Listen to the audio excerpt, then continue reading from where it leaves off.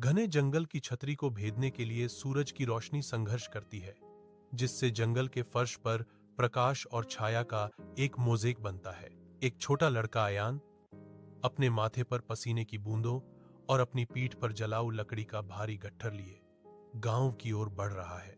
उसके फटे हुए कपड़े कठिनाई की कहानी कहते हैं, लेकिन उसकी आंखों में एक तीव्र, अटूट दृढ़ संकल्प जल रहा है। एक जर्जर झोपड़ी के अंदर उसकी बूढ़ी मां कमजोर खांसती है, जबकि अयान उसके बगल में घुटने टेकता है।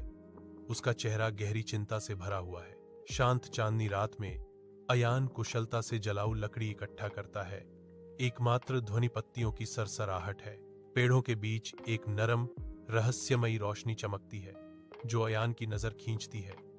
डर उसकी जिज्ञासा से लड़ रहा है। शुद्ध सफेद रोशनी में नहाई हुई एक दुखद, थकी हुई परी बताती है, मैं अपने लोक से भटक गई हूं और मुझे वापस जाने का रास्ता नहीं पता। अयान का संकल्प रात भर चमकता है जब वह प्रस्तुत करता है, मैं तुम्हारी मदद करूंगा।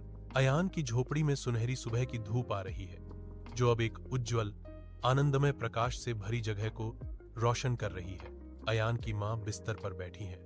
उनके चेहरे पर एक कोमल मुस्कान है। उनका स्वास्थ्य चमत्कारी रूप से ठीक हो गया है। अयान की आंखों में शुद्ध खुशी के आंसू भर आए, जो उसके दिल में गहरी राहत और खुशी को दर्शाते हैं। बाहर ग्रामीण इकट्ठा होते हैं। उनके चेहरे अयान के बदले हुए भाग्य और उसकी मां के ठीक होने पर आश्चर्य से भरे हुए हैं। अयान भीड़ को निहारता है। गहरी संतुष्टि और शांति उस पर छा जाती है, यह जानते हुए कि यह उसकी निस्वार्थता का फल है।